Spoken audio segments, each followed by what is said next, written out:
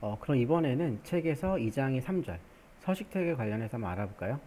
서식 태그는 어떤 그 문서에 글자를 채우는 태그들, 이런 걸 서식 태그라고 그러는데, 대표적으로 제목 태그, 문단 태그, 그리고 어떤 화면을 그룹화 시켜주는 이제 그룹 태그, 그리고 어떤 특정 구문이나 단어를 강조해주는 스트롱이랑 em 강조 태그, 링크를 만들어주는 a 태그, 그리고 어떤 인라인 요소들을 그룹화 시켜주는 스팬 태그, 그리고 이미지를 넣어주는 안이미지 태그, 주격금해주는 br 태그들이 있죠. 여기서 여러분들이 그 블록 요소랑 인라인 요소에 대한 개념을 아셔야 되는데, 이 블록 요소는요, 어떤 컨텐츠를 그룹화 시켜주거나 어떤 그 영역을 그 나눠주는 태그를 우리가 블록 요소라고 그러고요. 인라인 요소는 어떤 특정 글에서 어떤 단어의 기능을 붙이거나 어떤 그 특정 구문을 꾸며주는 어떤 요소의 태그, 이거를 인라인 요소라고 지칭을 하죠. 그럼 제가 한번 그 제목 태그부터 만들어 볼게요. 원래는 우리가 태그 입력할 때 h1이라고 태그명 이렇게 입력한 다음에 꺽쇠를 닫으면은 이런 식으로 닫는 태그가 자동으로 완성이 되죠. 이렇게 입력해서 제목1이라고 입력을 해도 되는데, 만약에 여러분들이 비주얼 스튜디오 코드로 이 코드를 입력한다고 하면은 굳이 이렇게 꺽쇠를 입력하지 않고 여기다가 그냥 태그명만 h1하고 엔터를 치면요, 자동으로 태그가 완성이 되는 것을 볼 수가 있죠. 제목1이라고 쓰면 될 것 같아요. 근데 만약에 h1부터 h6까지 한 번에 완성을 하고 싶어요. 이것도 되게 편한 게 h라고 한 다음에 우리가 그 치환되는 부분을요, 달러로 입력을 할게요. 그리고 곱하기 6 하면은 이 h 시리즈 태그가 6번 반복이 되면서 이 달러 표시가 1, 2, 3, 4, 5, 6으로 치환이 되면서 자동으로 이렇게 완성이 되는 것을 볼 수가 있을 거예요. 여기다가 저는 글자를 제목 1, 제목 2, 제목 3, 제목 4, 제목 5, 제목 6이라고 적은 다음에 컨트롤 S로 저장을 해볼게요. 그 다음에 이제 고 라이브 연결된 상태에서 크롬 브라우저 열어보면은 이런 식으로 제목 1부터 제목 6까지 나와 있는 거를 볼 수가 있죠. 보시는 것처럼 그 제목 시리즈 태그에 숫자가 커질수록 그 글자 크기가 줄어드는 걸 봐서 H1이 제일 중요한 제목, H6이 제일 덜 중요한 제목이라고 우리가 유추할 수가 있겠죠. 그럼 이번엔 제가 문단 태그도 만들어 볼까요? 이제 이거 지우고요.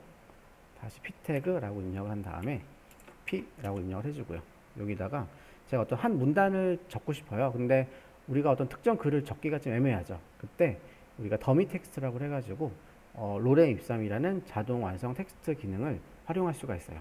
어떻게 쓰냐면은 여기 안쪽에다가 로렘이라고 입력한 다음에 엔터를 딱 치면요, 자동으로 텍스트가 하나의 문단을 완성해 주는 거죠.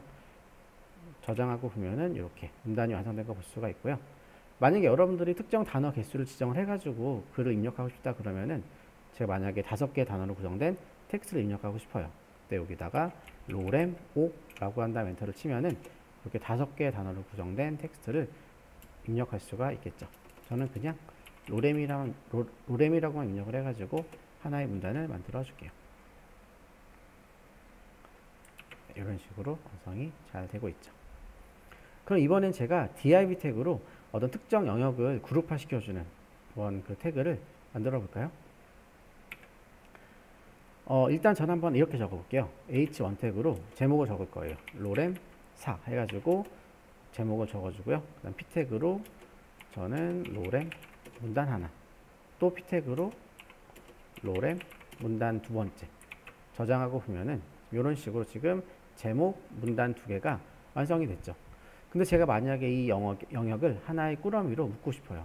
그때 우리가 이거를 div 태그로 감싸면 되는데, 우리가 div 태그 이거 한번 입력하고 다시 닫고 하는 게 번거롭잖아요. 그때 우리가 해당 영역을 편하게 그룹화 시켜주는 방법이 있거든요. 어떻게 하시냐면은, 내가 그룹화 시켜주고 싶은 그 영역을 이렇게 드래그 하세요. 드래그 한 다음에 키보드에 컨트롤 I 딱 누르면은 자동으로 div를 이렇게 감싸주게 되겠죠. 이 기능은 우리 확장 기능 중에서 HTML 태그 래퍼라는 기능이 있을 거예요. 이거 덕분에 가능한 거기 때문에 우리가 편하게 이런 식으로 어떤 특정 영역을 div로 감쌀 수가 있는 거죠.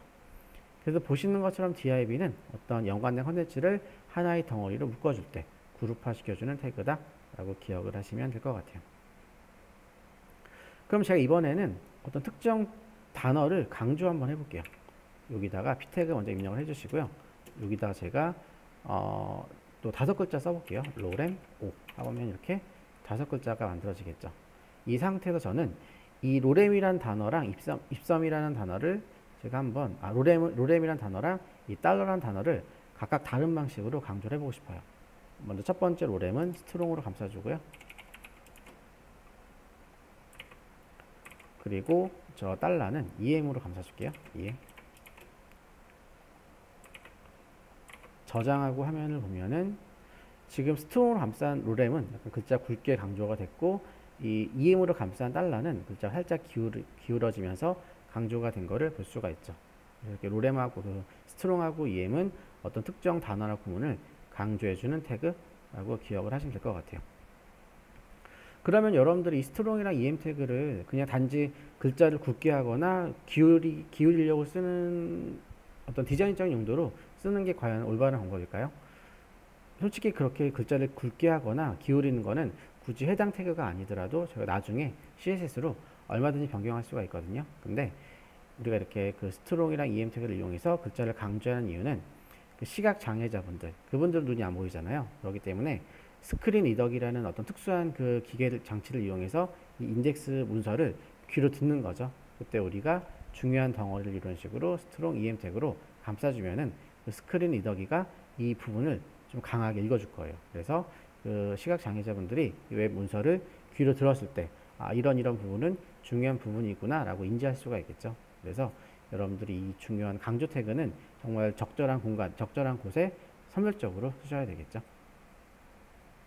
그러면 이번에는 제가 A 태그로 링크도 만들어 볼게요. 다시 이거 지우고 이번엔 A 태그 하고 엔터 치면은 자동으로 이렇게 href라는 속성이 만들어질 거예요. 우리가 태그 안쪽에 들어가는 어떤 옵션 값들, 그래 이거를 속성이라고 하는 거죠. 여기다 제가 한번 네이버라고 적어 놓고요. 저 그 메뉴를 클릭을 하면은 네이버 사이트로 이동을 하게 href 안쪽에다가 이동하고 싶은 그 주소를 입력을 하면 돼요. https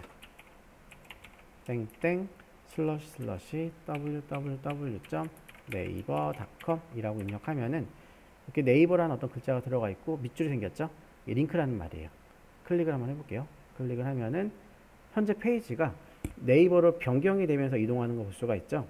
근데 만약에 여러분들이 이거를 해당 페이지가 변경이 되면서 이동하는 게 아니라 해당 페이지는 유지를 하면서 새로운 탭이 열리면서 새로운 탭에 링크 이동을 하게 만들고 싶어요. 이때는 여기 뒤에다가 한 칸 띄고요. 타겟이라는 속성값을 추가해 주세요. 타겟 한 다음에 는 이라고 주고 다시 블랭크 라고 입력하고 보면은 이제는 버튼을 클릭을 했을 때 이제 기존 탭은 유지가 되면서 새로운 탭이 열리고 거기에 이제 네이버 페이지로 이동하는 것을 볼 수가 있죠. 이런 식으로. 그럼 저희가 지금 A 태그로 링크 만드는 것까지 해봤고요. 그럼 이번에 제가 스팬 태그로 인라인 요소들을 그룹화 시켜주는 그런 기능도 만들어 볼게요. 약간 DIB랑 비슷한 거죠. DIB는 단지 인라인 블록 요소 상관할 거 없이 모두 그룹화 시켜주는 태그라고 한다고 하면은 이 스팬은 딱 인라인 요소들만 그룹화 시켜준 태그라고 보면 될 것 같아요. 그럼 전 이렇게 한번 적어볼게요. 먼저 스팬 태그 입력한 다음에 이 안쪽에 제가 스트롱이랑 EM 태그로 들어가 있는 글을 한번 그룹화 시켜볼게요. 먼저 스트롱 태그 입력을 하고 여기서 저는 네이버와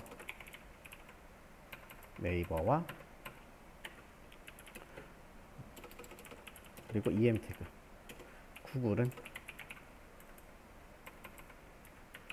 검색 서비스입니다.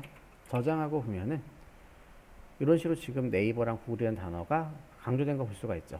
그래서 제가 지금 이렇게 스트롱이랑 EM 태그로 감싸놨는데 이걸 제가 다시 스팬 태그로 그룹화 시켜준 거죠. 이처럼 스팬 태그는 인라인 요소들끼리 그룹화 시켜준 태그다 라고 기억을 하면 될 것 같아요. 그럼 이젠 제가 한번 img 태그로 이미지도 한번 넣어볼까요? 이미지도 넣어볼게요. 얘도 마찬가지로 그냥 img라고만 입력하고 엔터를 딱 치면은 자동으로 태그가 만들어지는데 이번에는 속성값이 두 개가 있네요. src 값이 있고 alt 값이 있어요. 그리고 특이한 점은 이 img 태그는 이렇게 뭐 이런 식으로 닫는 태그가 없죠.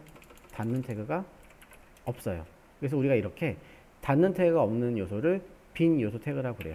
빈 요소 태그라고 그러고, 얘는 닫는 태그가 없기 때문에 예전에 우리가 좀 엄격한 HTML 문법 체계인 XHTML에서는 뒤에다가 이렇게 한 칸 띄고 슬러시를 붙여가지고 자체적으로 닫아줘야 됐었는데, 이게 HTML5 넘어오면서 이걸 굳이 안 넣어도 동작이 되도록 변경이 됐거든요. 그래서 이건 여러분 취향에 맞게 뒤에 끝에 슬러시를 입력하거나 입력하지 않거나 여러분 취향에 맞게 코드를 작성하시면 될 것 같아요. 그럼 제가 src 부분에다가는 이미지 경로를 불러와 볼게요. 먼저 우리는 img 폴더 안쪽에 제가 여기 보면은 rose.jpg라는 이미지가 있죠. 불러볼게요. img 슬러시 해당 위치에서 img 폴더를 찾은 다음에 그 안쪽으로 들어가라는 말이죠. 그리고 rose.png를 불러오겠다. 그리고 alt 값은 alternative라고 해가지고 해당 이미지의 대체 텍스트예요. 마찬가지로 시각 장애자분들은 눈이 안 보이니까 이 웹 문서를 귀로 들어야 되잖아요. 근데 우리가 눈이 보이는 사람들은 그 이미지 웹 화면을 보면은 어차피 이미지가 출력이 되니까 크게 상관이 없는데, 눈이 안 보이는 시각 장애자분들은 저 이미지를 귀로 들었을 때 이 대체 텍스트가 없으면 얘가 어떤 이미지인지 알 방법이 없겠죠. 그래서 우리가 항상 img는 무조건 alt 값으로 어떤 이미지인지 설명글을 적어야 돼요. 여기다가 장미라고 적어 볼게요. 저장하고 화면을 보면은 이런 식으로 이미지가 안 나오네요. rose.png가 아니라 rose.jpg죠. 부탁을 났네요. jpg. 저장하고 다시 보면은 이런 식으로 장미 이미지가 잘 나타나는 것을 확인할 수가 있어요. 그럼 제가 이번에는 강제 줄바꿈도 한번 해볼게요. 다시 이거 지우고 이번에 제가 한번 글을 좀 길게 써볼게요. 어떻게 입력을 할 거냐면은 p 태그로 안녕하세요 반갑습니다라는 그 글을 두 개를 만들어 볼게요. p 태그 여기다가 안녕하세요 한 칸 띄우고, 그리고 한 칸 띄우고, 그리고 저는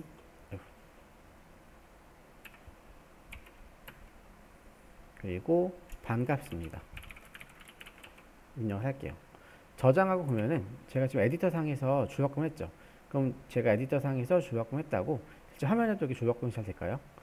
저장하고 보면은 그렇죠. 줄바꿈이 안 되고 있죠. 그래서 우리가 어떤 화면에서 강제 줄바꿈 하려면은 br 태그라는 걸 이용해서 직접 줄바꿈 영역을 지정을 해줘야 돼요. 어떻게 입력을 하냐면은 똑같이 그대로 복사해서 여기다가 집어넣은 다음에 제가 안녕하세요 다음에 줄바꿈 하고 싶다. 여기다가 br 태그 이렇게 입력을 하면 되겠죠. 얘도 마찬가지로 닫는 태그가 없는 빈 요소 태그인데 뒤쪽에 슬러시 이렇게 붙여도 되고, 아니면 슬러시 없이 이렇게만 입력해도 상관없죠. 저장하고 보면은 이제 두 번째는 이렇게 줄바꿈 된 거를 볼 수가 있어요. 만약에 내가 줄바꿈을 두 번 하고 싶다, br 태그를 또 두 번 입력을 하면 되겠죠. 이런 식으로 입력을 하면은 될 거예요. 이렇게 우리가 이제 제목 태그부터 문단 태그, 그리고 링크 태그, 강조 태그, 이미지, br 태그까지 서식 관련된 태그를 알아봤습니다.